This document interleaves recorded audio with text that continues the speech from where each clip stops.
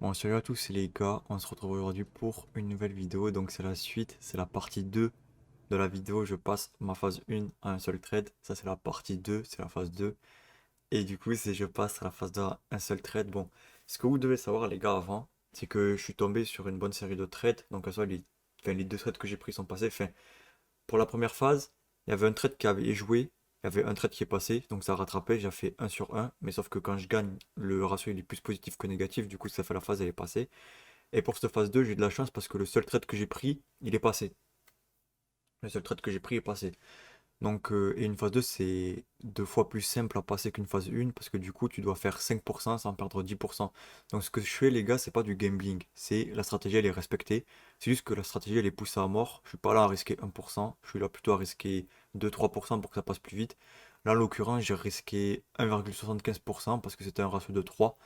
Donc, pour réussir le challenge avec un R de 3, il fallait jusqu'à 1,75%. T'as vu, si j'aurais échoué, je serais revenu avec 1,75%, 1,75%, etc. jusqu'à ce que ça passe avec des ratios 3. Parce que j'aurais géré bien mon compte et ma stratégie elle est gérée. Mais du coup, je fais ça parce que je suis formé.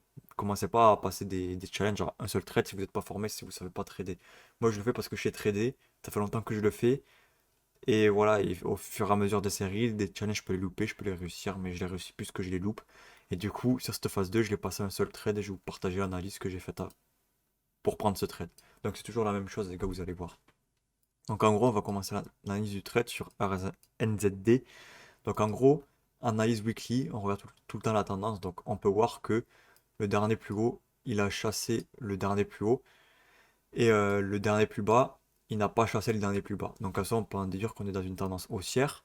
Parce que du coup, là, ça a chassé ici, c'est revenu ici, ça a fait un point bas ici, plus haut que le dernier point bas. Et du coup, l'objectif du prix, c'est de faire ça. C'est de revenir chasser ici. L'objectif du prix, c'est de venir chasser en haut. Euh, voilà, supprimer les dessins. Donc, tendance weekly haussière. Tendance daily, en fait, c'est à peu près la même chose que la tendance weekly, dans le sens où le dernier, le dernier plus haut qui crée un plus bas, il a été chassé ici. Donc, il a été chassé, donc ça fait qu'il y a un shift de tendance. Et le dernier plus bas, après ça, c'est les points weekly que je vous ai montré. Donc ça, c'est les points qui sont weekly, mais qu'on voit un peu plus en daily.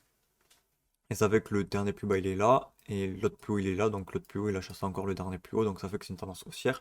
Ça fait que là, moi, je misais sur un truc comme ça. Parce que du coup, on était, faut bien que vous imaginez, au début de la semaine, on était là, à peu près. Donc moi, je m'imaginais un scénario que le prix revienne ici, qu'il vienne ici. Et ici, il y avait ma zone de supply.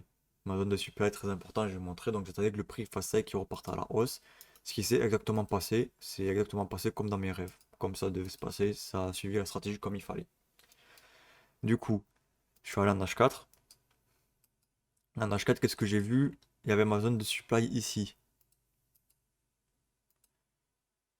Donc voilà les gars, comme vous le voyez, dans tous les cas, euh, je prends pas une zone de supply au hasard. Je prends une zone de supply parce que c'est dans la tendance daily, parce que c'est qui est dans la tendance weekly. Donc ma zone de supply, elle est bien sélectionnée. Et comment j'ai fait pour entrer en position dans cette zone de supply? Je suis à la M15, comme d'habitude, les gars. Ici, il y avait une sorte de compression, il y avait une sorte de range.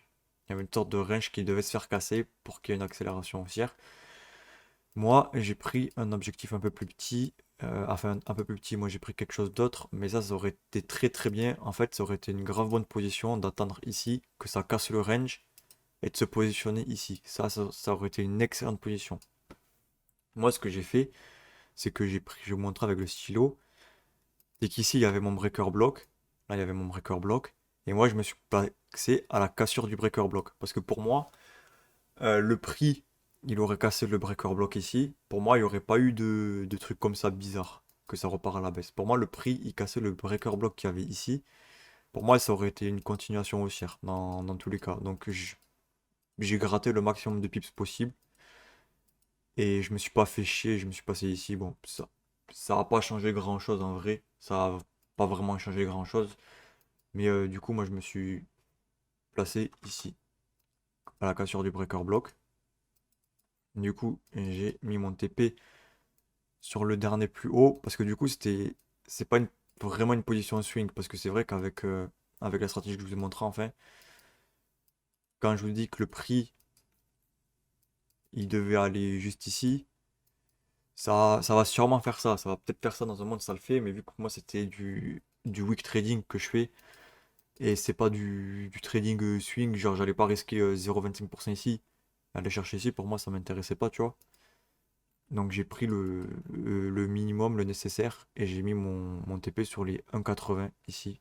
Enfin, les 1,80, 2-3 pips avant, tu vois, je suis pas fou. Et du coup, ça m'a fait un beau ratio de 2,74. Et du coup, c'est pour ça que je me suis permis de risquer 1% et 75 et quelques. Un truc comme ça pour passer le challenge en un seul trade.